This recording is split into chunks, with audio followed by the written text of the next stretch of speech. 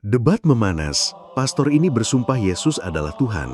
Tapi gadis muslim ini balik bertanya, kalau Tuhan bisa mati, masihkah dia Tuhan? Jawabannya bikin seluruh ruangan terdiam. Udara pagi di Jakarta terasa lembab ketika Aisyah melangkah keluar dari pintu asrama kampus. Gadis berusia 22 tahun itu mengenakan gamis biru tua dan jilbab panjang yang menutupi dadanya.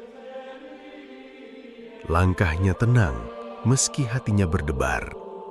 Di tangannya, ia menggenggam sebuah amplop putih berstempel logo internasional. Surat itu sudah ia baca berulang kali sejak diterima 2 minggu lalu. Isinya adalah undangan resmi dari sebuah universitas ternama di Oslo, Norwegia, untuk mengikuti debat teologi internasional. Sebagai mahasiswi yang aktif dalam kajian Islam di kampusnya, Aisyah sering menjadi pembicara dalam diskusi-diskusi keagamaan. Namun, undangan ini bukanlah sesuatu yang ia sangka akan datang begitu cepat.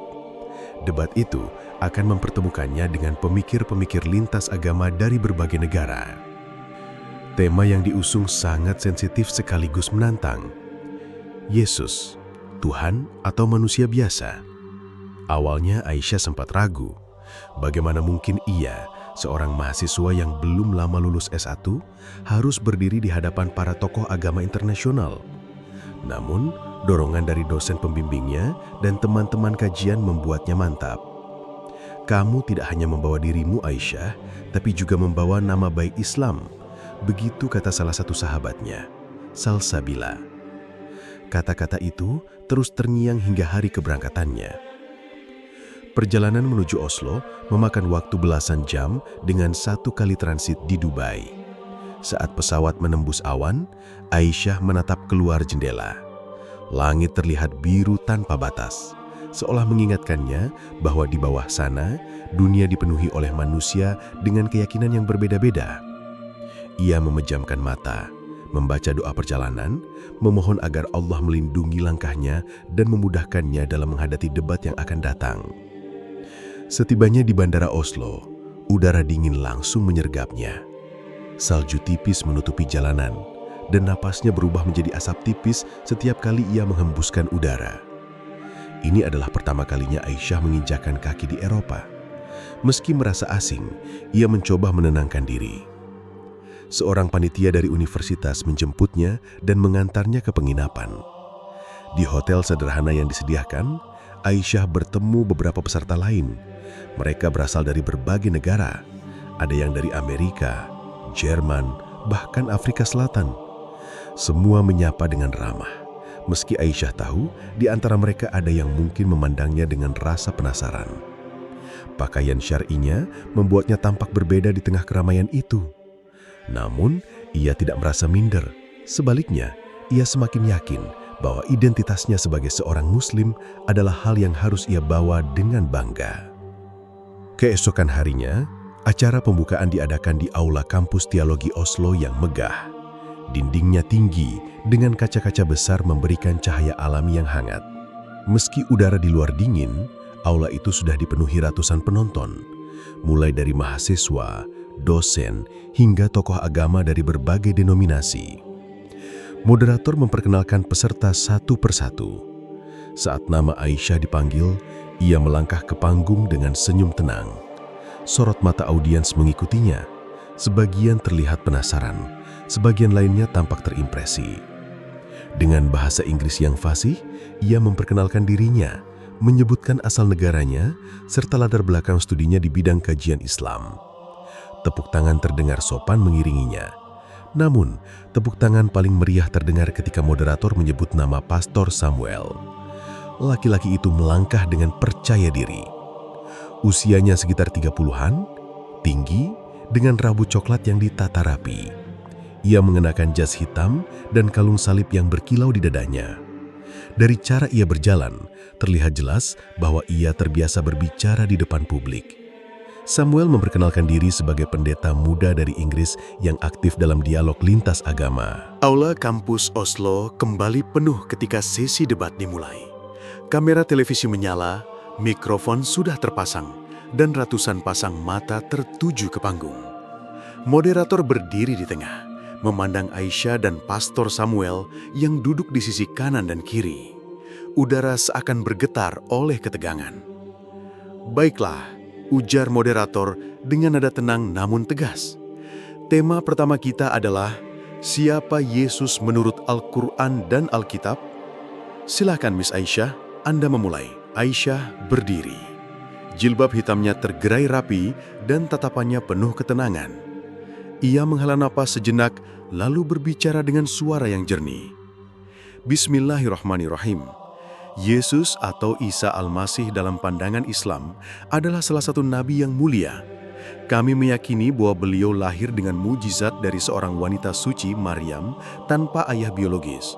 Namun, beliau bukan Tuhan, bukan anak Tuhan, melainkan hamba dan Rasul Allah. Al-Quran menyebut Isa dengan penuh penghormatan, tetapi juga menegaskan bahwa beliau tidak untuk disembah." Lanjut Aisyah. Ia membuka mushaf kecil di tangannya, membaca dengan lantang. "Sesungguhnya Al-Masih, Isa putra Maryam itu adalah utusan Allah dan yang diciptakan dengan kalimatnya yang disampaikannya kepada Maryam dan diciptakan dengan tiupan ruh darinya." An-Nisa 171. Ayat ini jelas mengatakan bahwa Isa adalah utusan Allah, bukan Tuhan itu sendiri. Allah Maha Esa, tidak beranak dan tidak diperanakan. Aisyah menutup mushaf lalu menatap audiens. Islam menghormati Yesus, tetapi menolak penyembahan kepadanya karena hanya Allah yang berhak disembah. Beberapa penonton Muslim mengangguk setuju, sementara penonton Kristen tampak menahan reaksi. Moderator kemudian memberi isyarat kepada Pastor Samuel. Pastor muda itu bangkit dengan penuh percaya diri. Senyumnya ramah, namun matanya menunjukkan keseriusan. "Terima kasih Miss Aisyah. Saya menghormati pandangan Islam tentang Yesus. Namun, dalam iman Kristen, Yesus adalah lebih dari sekedar nabi. Dia adalah firman Allah yang menjadi manusia." Samuel berbicara dengan nada meyakinkan. Suaranya mengisi seluruh aula. Injil Yohanes pasal 1 ayat 1 mengatakan, "Pada mulanya adalah firman. Firman itu bersama-sama dengan Allah, dan firman itu adalah Allah." Dan pada ayat 14, firman itu telah menjadi manusia dan diam di antara kita. Kami percaya Yesus adalah Tuhan yang menjelma menjadi manusia untuk menyelamatkan manusia dari dosa. Dia bukan manusia biasa, tetapi sepenuhnya manusia dan sepenuhnya Tuhan. Kasihnya begitu besar, sehingga dia rela mati di kayu salib. Miss Aisyah mengatakan, hanya Allah yang berhak disembah. Kami sepakat, tetapi kami percaya Yesus adalah manifestasi dari Allah itu sendiri. Tidak ada kontradiksi bagi kami karena Allah adalah kasih, dan kasih itu diwujudkan melalui Yesus. Ia kembali duduk dengan wajah tenang, namun sorot matanya menantang. Moderator mempersilahkan sesi tanggapan. Aisyah berdiri kembali, kali ini dengan ekspresi sedikit lebih serius. "Pastor Samuel, Anda mengatakan Yesus adalah Tuhan yang menjadi manusia, tetapi izinkan saya bertanya, jika Yesus adalah Tuhan, mengapa dia berdoa kepada Tuhan? Dalam Matius pasal 26 ayat 39, Yesus berdoa di Taman Getsemani memohon kepada Allah agar cawan ini dijauhkan darinya. Apakah Tuhan berdoa kepada Tuhan?" Pertanyaan itu membuat audiens berbisik-bisik. Samuel tidak terkejut. Ia tersenyum tipis lalu menjawab, "Itu pertanyaan yang sering diajukan. Kami percaya Yesus memiliki dua sifat, ilahi dan manusiawi. Dalam sifat manusiawinya, dia merasakan penderitaan, takut, dan berdoa kepada Bapa. Tetapi dalam sifat ilahinya, dia tetap satu dengan Allah." Aisyah mendengarkan dengan tenang lalu berkata, "Tetapi Al-Quran menolak konsep bahwa Allah memiliki sifat manusia. Allah tidak menyerupai makhluknya. Bagaimana mungkin yang Maha Kuasa menjadi makhluk yang terbatas?" Hari kedua debat dimulai dengan suasana yang jauh lebih tegang dibanding sebelumnya. Aula kampus Oslo kembali dipenuhi penonton, bahkan lebih banyak dari kemarin. Kursi tambahan ditempatkan di belakang ruangan, dan layar besar dipasang di luar gedung untuk menampung penonton yang tidak kebagian tempat. Media lokal maupun internasional juga sudah bersiap meliput. Aisyah duduk di kursinya, menatap catatan yang ia susun rapi semalam. Wajahnya terlihat tenang, tetapi di dalam hati, ia sadar bahwa sesi kali ini akan menjadi ujian terberat. Tema yang diangkat lebih tajam, menggugat konsep ketuhanan Yesus. Pastor Samuel yang duduk di seberang tampak tenang seperti biasa. Namun dari cara ia memegang salib di dadanya, Aisyah bisa merasakan ia pun sedang mempersiapkan diri secara spiritual. Moderator membuka acara dengan salam dan pengantar. Hari ini kita akan membahas pertanyaan kritis yang telah lama menjadi perdebatan. Apakah Yesus benar-benar Tuhan? Kita akan mendengar pandangan dari kedua belah pihak. Miss Aisyah, silakan memulai. Aisyah berdiri, suaranya terdengar lembut, tetapi setiap kata yang keluar membawa kekuatan. Terima kasih. Pertanyaan ini adalah inti dari perbedaan antara Islam dan Kristen. Bagi kami, Allah Maha Esa, tidak menyerupai makhluk, tidak beranak dan tidak diperanakkan. Al-Quran dengan tegas mengatakan, katakanlah, dialah Allah yang Maha Esa. Allah adalah Tuhan yang bergantung kepadanya segala sesuatu. Dia tidak beranak dan tidak diperanakkan, dan tidak ada sesuatu pun yang setara dengan Dia. Aisyah berhenti sejenak menatap audiens yang terdiam. Dalam Injil Yohanes 14 ayat 28, Yesus berkata, Bapa lebih besar daripada aku. Pernyataan ini jelas menunjukkan bahwa Yesus membedakan dirinya dari Tuhan. Samuel berdiri dengan ekspresi serius, tetapi tetap tenang. Ia menatap Aisyah lalu berkata, saya menghargai argumen Anda, Miss Aisyah. Namun, Anda harus memahami bahwa Yesus memiliki dua natur, ilahi dan manusiawi. Ketika Yesus berdoa, itu adalah sisi manusiawi yang berbicara. Tetapi dalam sisi ilahinya, Dia satu dengan Bapa. Yesus berkata dalam Yohanes 10 ayat 30, Aku dan Bapa adalah satu. Samuel melangkah sedikit ke depan. Suaranya meninggi, penuh keyakinan. Kami percaya bahwa Allah bisa melakukan segala sesuatu, termasuk menjelma menjadi manusia. Itu bukan kelemahan, tetapi bukti yang luar biasa dari kasih-Nya yang rela turun ke dunia. Aisyah tidak terprovokasi. Ia berdiri kembali dengan tenang. Pastor Samuel, Anda mengatakan Allah menjelma menjadi manusia demi kasih. Tetapi apakah kasih harus membuat Allah menjadi lemah? Dalam pandangan Islam, Allah Maha Kuasa tanpa harus mengorbankan keagungannya. Allah tidak perlu menjelma menjadi manusia untuk menunjukkan kasih-Nya. Dia mengutus nabi-nabi untuk membimbing manusia, dan itu sudah cukup. Ia melanjutkan dengan suara yang lebih tajam. Selain itu, jika Yesus adalah Tuhan, mengapa Dia tidak tahu hari kiamat?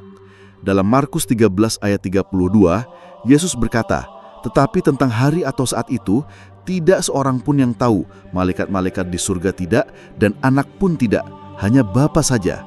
Seorang Tuhan seharusnya tahu segala sesuatu. Samuel tampak terdiam sebentar, lalu tersenyum.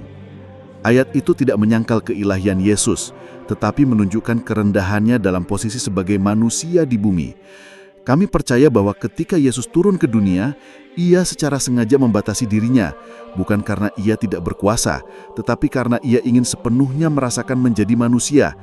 Itu bagian dari rencana keselamatan. Hari ketiga, debat berlangsung di aula yang sama, tetapi kali ini suasananya jauh lebih intens. Semua kursi sudah penuh setengah jam sebelum acara dimulai. Bahkan beberapa orang rela berdiri di sudut ruangan hanya untuk menyaksikan jalannya diskusi. Tema yang diangkat hari ini adalah yang paling kontroversial. Mengapa Tuhan bisa mati di salib? Di luar gedung, media sudah ramai menyiarkan acara ini secara langsung. Tagar debat antar iman trending di berbagai platform. Banyak orang penasaran bagaimana Aisyah akan menggugat keyakinan Kristen tentang penyaliban dan bagaimana Pastor Samuel akan mempertahankannya. Moderator membuka acara dengan suara yang tegas. Hari ini kita memasuki inti dari perdebatan teologi ini. Saya minta semua pihak menjaga ketertiban dan menghormati perbedaan. Pastor Samuel, silakan Anda memulai. Samuel berdiri dengan penuh ketenangan. Wajahnya tampak lebih serius dibanding hari-hari sebelumnya. Ia melangkah ke podium, memandang seluruh audiens, lalu berbicara dengan nada yang hangat namun penuh semangat. Saudara-saudara, bagi kami umat Kristiani, penyaliban Yesus adalah bukti terbesar dari kasih Allah. Yesus yang kami yakini sebagai Tuhan, rela turun ke dunia, merendahkan diri menjadi manusia, dan mati di kayu salib demi menebus dosa seluruh umat manusia. Rasul Paulus menulis dalam Filipi 2:6-8, Kristus Yesus yang walaupun dalam rupa Allah, tidak menganggap kesetaraan dengan Allah itu sebagai milik yang harus dipertahankan, melainkan telah mengosongkan dirinya, mengambil rupa seorang hamba dan menjadi sama dengan manusia. Ia merendahkan diri dan taat sampai mati, bahkan sampai mati di kayu salib. Samuel mengangkat Alkitab yang ada di tangannya. Kematian Yesus di salib bukanlah tanda kelemahan, tetapi tanda kemenangan kasih. Melalui pengorbanan itu, manusia diselamatkan dari dosa. Tepuk tangan terdengar dari sebagian penonton, terutama dari kelompok Kristen yang hadir. Samuel tersenyum tipis sebelum kembali duduk. Moderator kemudian mempersilahkan Aisyah. Gadis itu berdiri dengan tenang, membawa mushaf kecil di tangannya. Ia melangkah pelan ke podium, menatap audiens dengan sorot mata yang mantap. Terima kasih. Saya menghormati keyakinan Pastor Samuel. Namun, izinkan saya bertanya kepada semua yang hadir di sini. Bagaimana mungkin Tuhan yang Maha Kuasa, yang tidak tergantung kepada siapapun, bisa mati dengan cara yang begitu hina di kayu salib? Suara Aisyah terdengar jelas menembus keheningan ruangan. Dalam pandangan Islam, Allah tidak memerlukan pengorbanan untuk mengampuni dosa. Allah Maha Pengampun. Dia mengampuni siapapun yang bertaubat dengan tulus, tanpa harus ada darah yang ditumpahkan. Mengapa Tuhan harus mati untuk mengampuni ciptaannya sendiri? Ia membuka mushaf, membaca lantang. Dan karena ucapan mereka, sesungguhnya kami telah membunuh Al-Masih, Isa putra Maryam, Rasul Allah, padahal mereka tidak membunuhnya dan tidak pula menyalibkannya, tetapi yang mereka bunuh ialah orang yang diserupakan dengan Isa bagi mereka. Sesungguhnya orang-orang yang berselisih paham tentang pembunuhan Isa benar-benar dalam keraguan tentang yang dibunuh itu.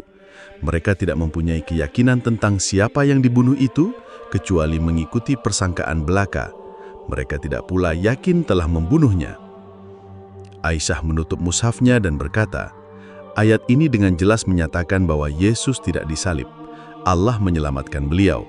Dalam Islam, penyaliban hanyalah persepsi manusia.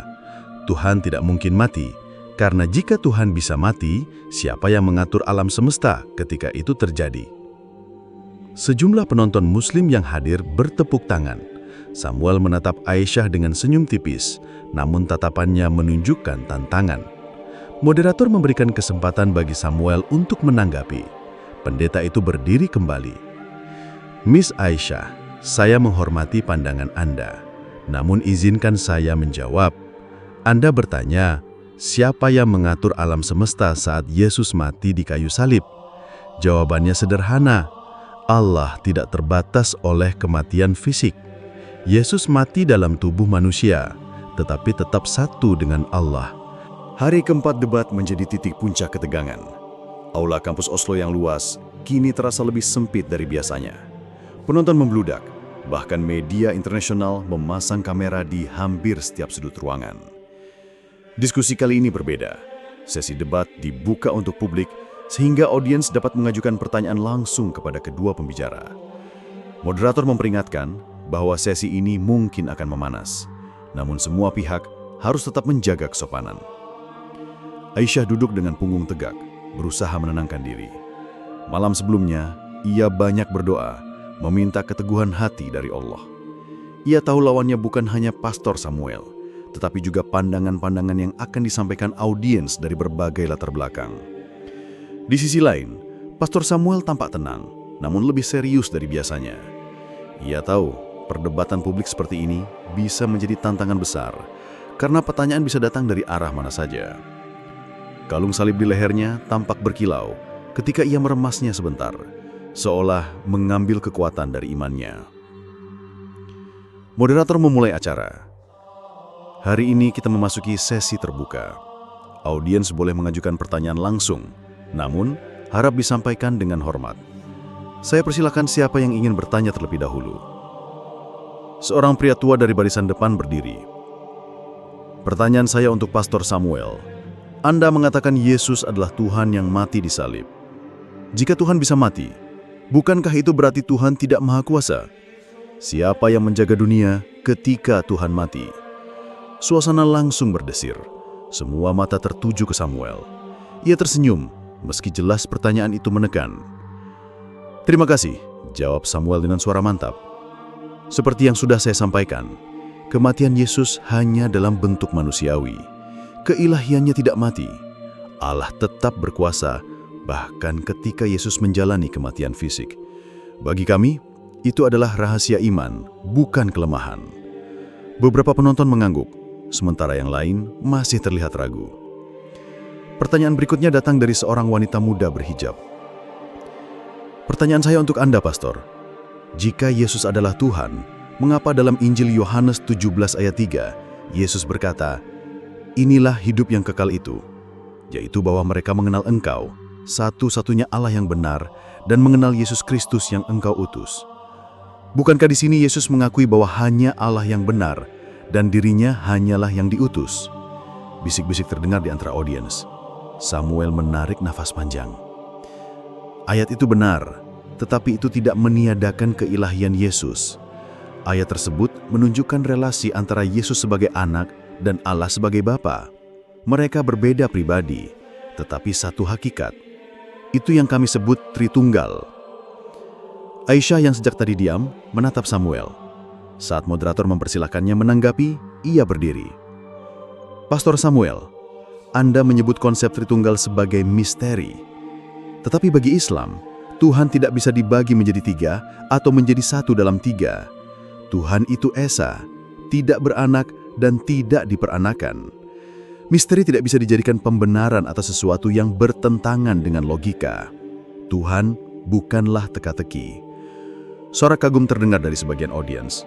Samuel tetap tersenyum, namun tatapannya menajam. Moderator kemudian mempersilakan pertanyaan untuk Aisyah. Seorang pemuda Kristen mengangkat tangan. "Miss Aisyah, Anda mengatakan Yesus bukan Tuhan dan tidak disalib. Tetapi bagaimana Anda menjelaskan fakta sejarah bahwa banyak dokumen Romawi mencatat penyaliban Yesus?" Aisyah melangkah baju dengan tenang. "Sejarah memang mencatat penyaliban, tetapi sejarah ditulis oleh manusia yang terbatas pengetahuannya. Sementara Al-Quran datang dari Allah yang Maha Mengetahui." Malam itu, setelah debat terbuka yang menguras energi, Aisyah kembali ke hotel dengan langkah pelan. Salju menutupi trotoar dan lampu jalan memantulkan cahaya keemasan di atasnya. Udara dingin menusuk kulit, namun pikirannya terasa lebih dingin dari itu. Setiap argumen, setiap tatapan, setiap tepuk tangan dari audiens masih terngiang di kepalanya. Ia masuk ke kamar, melepas mantel, lalu duduk di tepi tempat tidur sambil membuka mushaf kecilnya. Malam itu ia tidak langsung tidur. Ayat demi ayat, ia mencari ketenangan dari firman Allah. Dalam hati ia berdoa, "Ya Allah, beri aku kekuatan untuk tetap di jalan-Mu, dan lembutkanlah hatiku untuk memahami orang lain." Sementara itu di kamar lain, Pastor Samuel juga duduk termenung. Ia membuka Alkitabnya, memandang salib yang tergantung di dinding kamar hotel. Dalam doanya, ia berkata pelan, "Tuhan, bimbing aku. Debat ini bukan hanya tentang menang atau kalah, tapi tentang menunjukkan kasih-Mu. Jangan biarkan egoku menguasai." Kedua tokoh itu, meski berbeda keyakinan, malam itu sama-sama memohon bimbingan kepada Tuhan yang mereka yakini. Keesokan harinya, sebelum sesi debat lanjutan dimulai, panitia mengatur pertemuan informal di sebuah ruang lounge hotel. Tujuannya sederhana, memberi kesempatan bagi para pembicara untuk berbincang tanpa kamera, tanpa audiens, hanya sebagai sesama manusia. Aisyah datang lebih dulu. Ia memilih duduk di dekat jendela besar yang memperlihatkan pemandangan kota Oslo yang tertutup salju. Tak lama, Samuel muncul dengan senyuman ramah. "Good morning, Miss Aisyah," sapanya. "Good morning, Pastor Samuel," jawab Aisyah sopan. Mereka duduk berhadapan. Untuk beberapa saat, tidak ada yang berbicara selain suara langkah para staf hotel. Akhirnya Samuel memulai. "You know, yesterday's debate was intense." Aisyah tersenyum kecil. "Yes, it was. But that's how it should be when we talk about something as deep as faith." Samuel menatap serius. "Do you ever feel afraid? Afraid that maybe what you believe might be wrong?" Aisyah terdiam sejenak, lalu menjawab, "Iman tidak bisa dibangun di atas rasa takut. Iman adalah keyakinan yang disertai ilmu. Saya mempelajari Islam, saya mengamalkannya, dan saya merasakan kebenarannya. Dalam hidup saya, tidak ada ruang untuk ketakutan ketika hati sudah yakin kepada Allah. Samuel menghela napas, "For me, faith is love, for God is love. We believe God became human because of love." Aisyah tersenyum, dan bagi saya, iman adalah keduanya, cinta dan logika. Karena Allah memberikan akal agar kita tidak hanya mencintainya, tapi juga mengenalnya. Percakapan itu membuat keduanya semakin memahami bahwa meski berbeda, mereka sama-sama memiliki alasan yang kuat untuk memegang keyakinan masing-masing. Tak lama kemudian, seorang panitia datang membawa teh panas. Mereka minum bersama. Suasana menjadi lebih santai. Samuel bercerita tentang masa kecilnya di Inggris, dan Aisyah berbagi kisah tentang keluarganya di Indonesia. Dalam keheningan itu, sekat-sekat teologi seolah luntur, menyisakan dua insan yang tulus ingin saling memahami. Samuel merasakan ada sesuatu yang berbeda dalam diri Aisyah. Bukan sekedar seorang pembicara yang cerdas, melainkan seseorang dengan ketenangan batin yang luar biasa. Keteguhan Aisyah tanpa paksaan mulai membuatnya berpikir lebih dalam. Setelah pertemuan informal di lounge, ada perubahan kecil namun signifikan dalam sikap Pastor Samuel. Jika sebelumnya, ia melihat Aisyah sebagai lawan debat yang cerdas, kini ia melihatnya sebagai seseorang yang membawa kedamaian dan ketenangan. Argumen Aisyah yang didasari logika dan ketenangan batinnya mulai mengendap di pikiran Samuel. Ia tidak bisa lagi mengabaikan pertanyaan-pertanyaan Aisyah tentang mengapa Tuhan harus berdoa, mengapa Tuhan harus mati, dan mengapa Tuhan harus membatasi diri. Misteri yang selama ini ia gunakan untuk menenangkan hatinya, kini terasa seperti celah besar dalam keyakinannya. Malam itu, ia kembali ke kamarnya dengan perasaan gelisah. Alkitab di tangannya terasa berat.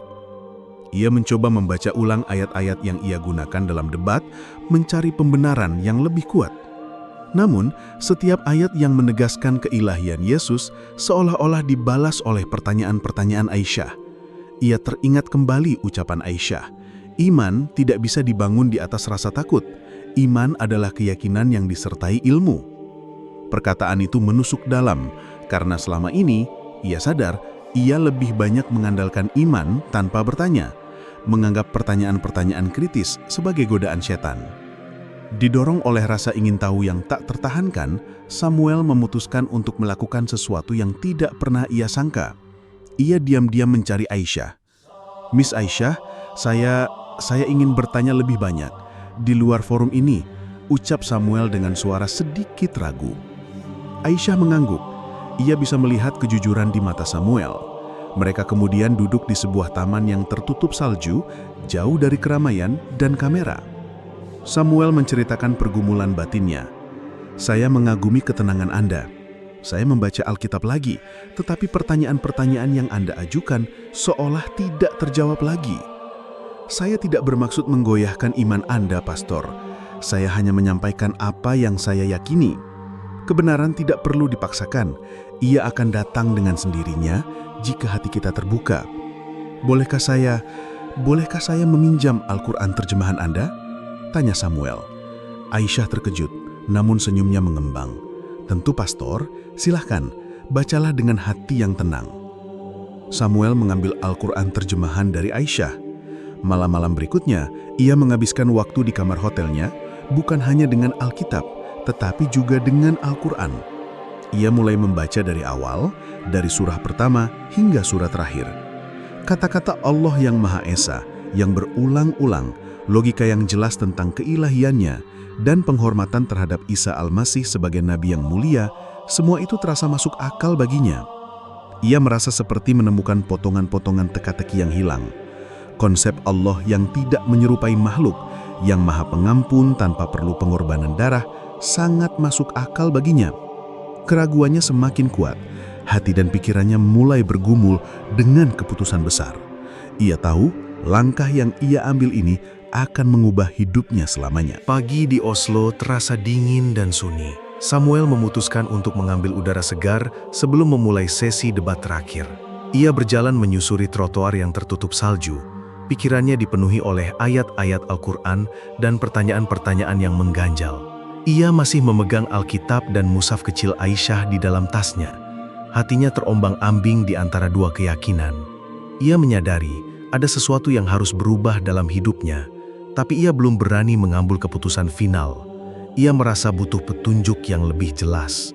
Saat melintasi sebuah persimpangan, tiba-tiba sebuah mobil yang melaju kencang dari arah yang berlawanan hilang kendali akibat jalan yang licin. Ban mobil itu berdecit nyaring dan dalam sekejap Samuel tak sempat bereaksi. Tubuhnya terpental ke sisi jalan. Kepalanya terbentur trotoar dengan keras. Dalam sekejap, dunia di sekelilingnya berubah menjadi gelap. Samuel tidak sadarkan diri. Di rumah sakit, ia dinyatakan koma. Para dokter berusaha menstabilkan kondisinya, sementara Aisyah dan peserta debat lainnya datang menjenguk dengan cemas. Aisyah membaca doa di sampingnya, memohon kesembuhan bagi Samuel. Di alam bawah sadarnya, Samuel merasa tubuhnya melayang. Ia berada di sebuah tempat yang asing, namun terasa damai. Langitnya berwarna keemasan dan udaranya terasa hangat. Di hadapannya muncul sosok yang sangat familiar. Seorang pria dengan jubah putih bersih, wajahnya bersahaja namun memancarkan wibawa dan kasih sayang. Samuel mengenalinya. Itu adalah Yesus, sosok yang selama ini ia sembah. Samuel berlutut, merasa sangat bersalah atas keraguannya. "Tuhan, maafkan hamba," bisiknya. Namun sosok itu menggelengkan kepala. "Berdirilah Samuel." Suara itu lembut namun penuh kekuatan. "Aku adalah Isa, utusan Allah, bukan Tuhan." Samuel terkejut. "Tapi Alkitab, aku menyembahmu." Sosok itu tersenyum. "Alkitab telah banyak diubah. Aku tidak pernah memerintahkan kalian untuk menyembahku. Tuhan itu satu, Maha Esa. Aku datang untuk menunjukkan jalannya, bukan untuk menjadi Tuhan." Samuel kebingungan. Jadi, siapa engkau sebenarnya? Dan siapa Tuhan yang sebenarnya? Tuhan yang sebenarnya adalah Allah, yang Maha Esa, yang tidak beranak dan tidak diperanakan. Aku adalah salah satu nabinya yang diutus untuk membimbing manusia kembali kepadanya. Sekarang, aku datang kepadamu untuk meluruskan apa yang telah salah. Jalanmu salah, Samuel. Engkau harus kembali ke jalan yang lurus. Yesus yang ditemuinya kemudian memberikan sebuah pesan yang mengejutkan. Tuhan itu satu, Dia tidak beranak dan tidak diperanakan. Masuklah ke dalam Islam, agama yang benar, yang dibawa oleh seluruh nabi dan rasul. Aku juga berserah diri kepada Allah. Ucapkanlah 2 kalimat syahadat sebagai pengakuanmu bahwa Allah adalah satu-satunya Tuhan yang berhak disembah dan Muhammad adalah utusan terakhirnya. Samuel menatap sosok di hadapannya dengan takjub. Dalam hatinya ia merasakan ketenangan yang luar biasa. Pertanyaan-pertanyaan yang selama ini mengganjal seolah terjawab semua. Ia tidak lagi ragu.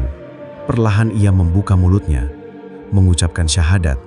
Setelah itu, sosok Yesus itu tersenyum dengan penuh kasih sayang, lalu perlahan menghilang. Di ruang ICU Rumah Sakit Oslo, denyut nadi Pastor Samuel yang sebelumnya melemah mulai menguat. Para dokter terkejut melihat perkembangan yang begitu cepat. Detak jantungnya kembali normal dan matanya mulai bergerak-gerak di balik kelopak matanya yang tertutup. Aisyah yang kebetulan sedang berdoa di sampingnya melihat tanda-tanda itu. Ia memanggil perawat. Tak lama, Samuel membuka matanya. Pandangannya kosong sejenak, lalu ia menatap Aisyah yang tersenyum lega. "Aisyah," bisik Samuel dengan suara serak. Panggil aku ke sini." Aisyah memanggil perawat dan mereka membantu Samuel untuk duduk dengan hati-hati. Meskipun masih lemah, ada keteguhan di matanya. "Aku harus mengucapkan sesuatu. Ini sangat penting." Aisyah mendekat, air mata menggenang di matanya. "Ada apa, Pastor Samuel? Apa yang Anda butuhkan?" "Jangan panggil aku Pastor," jawab Samuel. "Panggil aku Samuel. Aku bertemu Yesus. Bukan Yesus yang aku kenal dari buku-buku teologi, tapi Yesus yang bersahaja, utusan Allah." Samuel menceritakan semua pengalamannya, dari pertemuannya dengan sosok Yesus dalam koma hingga pesan yang ia terima. Aisyah mendengarkan dengan takjub, hatinya dipenuhi rasa syukur. "Ia menyuruhku mengucapkan syahadat." Ia bilang Tuhan itu satu, dan aku harus kembali ke jalan yang lurus. Samuel memandang Aisyah dengan tatapan penuh keyakinan. Aisyah, tolong tuntun aku ingin bersaksi. Aisyah mengangguk, air mata menetes. Perlahan, ia membimbing Samuel. Asyhadu an la ilaha illallah. Samuel mengulangi kalimat itu dengan suara yang masih lemah, tetapi jelas dan penuh keyakinan. Wa asyhadu anna Muhammadar Rasulullah. Samuel mengulangi bagian kedua. Seluruh ruangan, termasuk perawat dan dokter yang menyaksikan, terdiam. Samuel menutup matanya, merasakan kedamaian yang luar biasa. Seolah-olah beban berat yang ia pikul selama ini terangkat. Ini bukanlah keputusan yang tiba-tiba, melainkan penyelesaian dari sebuah pencarian panjang. Baginya, itu bukanlah pengkhianatan terhadap imannya, melainkan penyempurnaan dari keyakinannya selama ini. Ia akhirnya menemukan kebenaran yang ia cari-cari. Kabar ini tentu saja menimbulkan kehebohan di rumah sakit. Samuel, seorang pendeta muda yang terkenal, kini telah masuk Islam. Tim dokter yang merawatnya terkejut, namun Samuel menjelaskan dengan tenang, "Ini adalah pilihan spiritual saya. Saya tidak meninggalkan Tuhan. Saya hanya kembali ke jalan yang benar." Ia menceritakan bagaimana Aisyah, seorang mahasiswi muda, telah menjadi perantara baginya untuk menemukan kebenaran itu. Dia tidak pernah memaksa saya. Dia hanya menunjukkan logika dan kebenaran yang ada dalam kitab sucinya. Dan di alam bawah sadar saya, kebenaran itu terbukti. Sejak saat itu, Samuel tidak lagi merasa ragu. Ia telah menemukan cahaya yang selama ini ia cari. Ia telah menemukan jalan pulang. Kabar masuk Islamnya Pastor Samuel menyebar dengan cepat dan mengejutkan seluruh dunia. Media internasional yang semula meliput debat teologi, kini beralih fokus pada kisah transformasinya. Tagar Pastor Samuel mualaf menjadi trending di berbagai platform media sosial. Responsnya beragam, dari pujian hingga cemoohan. Komunitas Kristen di Inggris dan di seluruh dunia merasa dikhianati, sementara komunitas Muslim menyambutnya dengan tangan terbuka. Namun, Samuel tetap teguh.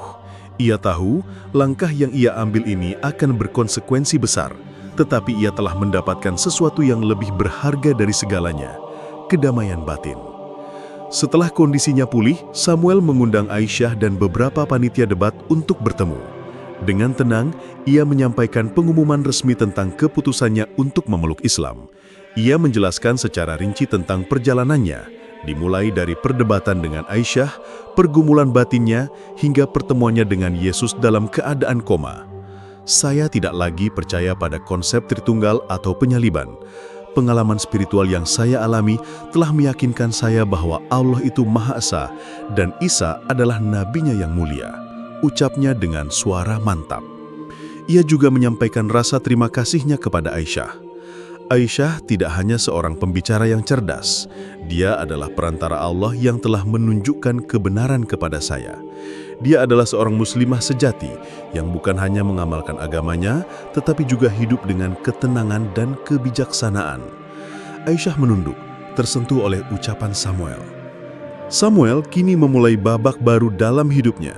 Ia menolak kembali ke Inggris dan memilih tinggal di Oslo sementara waktu untuk belajar Islam lebih dalam. Dengan bantuan Aisyah dan beberapa komunitas muslim lokal, ia mulai mempelajari sholat, membaca Al-Quran dalam bahasa Arab, dan memahami ajaran-ajaran Islam secara komprehensif. Ia menemukan keindahan dan logika dalam setiap ajarannya. Bagi Samuel, Islam bukanlah sekedar agama, melainkan cara hidup yang terorganisir dan penuh makna. Tanggung jawab barunya pun dimulai. Dengan latar belakangnya sebagai seorang pendeta muda, ia kini menjadi seorang dai yang kuat.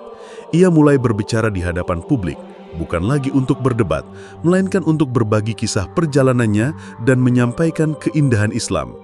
Ia berdakwah dengan cara yang unik, menggunakan ilmu teologi yang ia miliki untuk menjelaskan kesamaan antara Islam dan kekristenan, sekaligus meluruskan kesalahpahaman tentang konsep ketuhanan. Hubungan Samuel dan Aisyah menjadi semakin erat. Mereka tidak lagi menjadi lawan debat, melainkan sahabat seperjuangan yang saling menguatkan. Kisah mereka berdua menjadi inspirasi bagi banyak orang, menunjukkan bahwa dialog antar agama bisa menghasilkan pemahaman bahkan perubahan yang luar biasa. Perjalanan Samuel dari seorang pendeta karismatik menjadi seorang dai yang teguh telah membuktikan bahwa kebenaran sejati akan selalu menemukan jalannya, asalkan hati dan pikiran terbuka untuk menerimanya.